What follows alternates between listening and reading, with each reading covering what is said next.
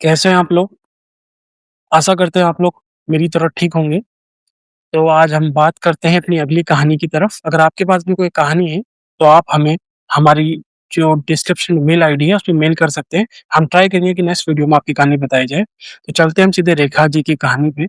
वो बताती हैं रेखा जी कि एक बार एक घटना उनके साथ घटित हुई थी, जिसमें उन्हें इस चमत्कार का सामना करना पड़ा।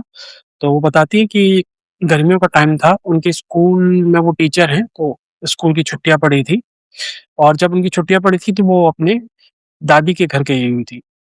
और आपको पता है स्कूल में छुट्टी होती है, और बरसात भी होने लगी थी उस टाइम पे, तो छुट्टियाँ चल रही थी। तो वो काफ़ी एन्जॉय करती है अपने घरवालों के साथ जाके।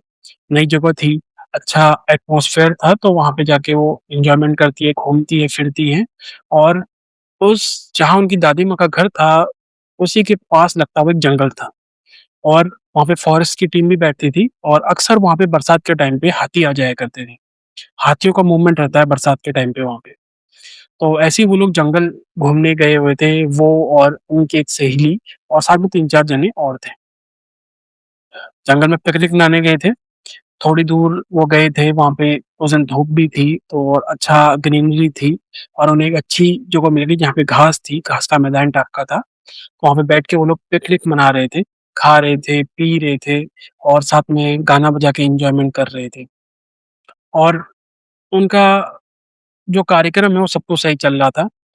उनका जो भी एन्जॉयमेंट सब कुछ सही चल रहा था। अचानक फ़ॉरेस्ट की टीम दूर कहीं पे अलर्ट सिग्नल, एक सायरन होता है उनका, वो रेज़ करने लगती है। और जनरली ये अलर्ट सिग्नल तब होता है जब या तो कोई जंगली जीव आ जाए, या फिर कोई खतरा आने लग जाए। तो उन लोग को भी अलर्ट सिग्नल मिलता है, और वो तुरंत वहाँ पे अपना सामान समेट लेते हैं। फिर वो सोचते हैं कि फ़ॉरेस्ट ने वहाँ पे सिग्नल दिया, तो उस तरफ जाएँ कि ना जाएँ, और या फिर यहीं पे रुके रहें।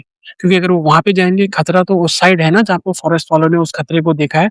अगर वो उस तरफ जाएँगे, तो वो फँस सकते हैं, खतरे की चपेट में आ सकते हैं। ना जाने क्या है, हाथी है, कोई जंगली जीव है, पता नहीं क्या है।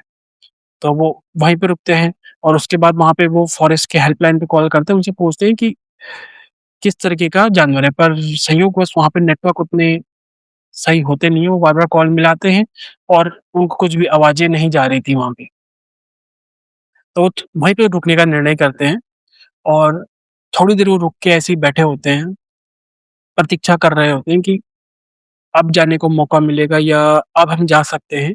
और तभी अचानक उनके जो आस-पास जहाँ पिकनिक है, उसके आस-पास की झाड़ियाँ ज़ोरों से हिलने लगती है। वो सब डर के, सहम के इकट्ठा एक साथ हो जाते हैं कि भाई क्या हो गया? ये क्या चीज़ है कि जिसकी वज़ह से झाड़ियाँ हिल रही है? 1-2 जगह नहीं, 3-4 जगह। तो उनके साथ एक उनका दोस्त होता है, वो समझ जाता है कि कोई बड़ा जीव आ रहा है, और बड़ा जीव में सिर्फ़ वहाँ पे हाथी थे, तो समझ जाते हैं कि हाथी आने लग गया है। वो सबको इकट्ठा करते हैं और बोलते हैं कि हाथी आ चुका है, और तुरंत वो वहाँ से हटने के लिए बोलते हैं। और जैसे ही वो हट रहे होते हैं, हाथियों का एक झुंड उनको चारों तरफ से घेर लेता है।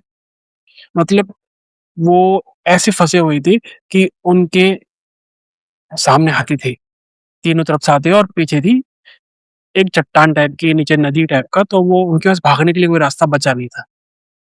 तो वहीं पे वो रुक जाते हैं। अब उनके पास कोई ऑप्शन था नहीं, और वो काफ़ी डर जाते हैं, क्योंकि इतनी नज़दीक से उन्होंने भी हाथी पहली बार देखा था। अब उन्हें लग गया था कि अगर थोड़ी-सी भी कुछ गड़बड़ हो गई, तो हाथी उन्हें कुचल डालेंगे, और उनकी जो जीवन लीला है यहाँ पे समाप्त हो सकती है। और हाथी उनके बिल्कुल घेर लेते हैं, उनके पास आ जाते हैं।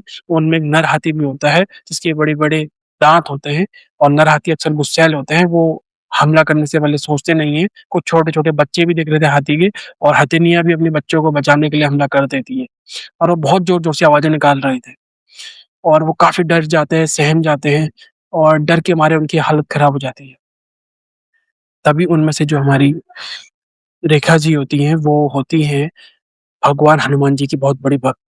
वो तुरंत हनुमान जी से प्रार्थना करने लगती है कि हे प्रभु, आप मुझे इस दुविधा से बाहर निकालिए।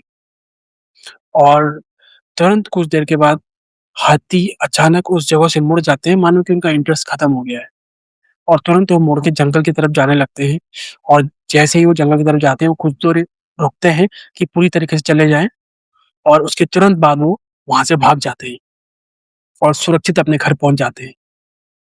और इस सब का श्रेय वो हनुमान जी को देते हैं कि उनकी विनती करते ही हाथी वहाँ से चले गए और उनकी जान सुरक्षित बच गई।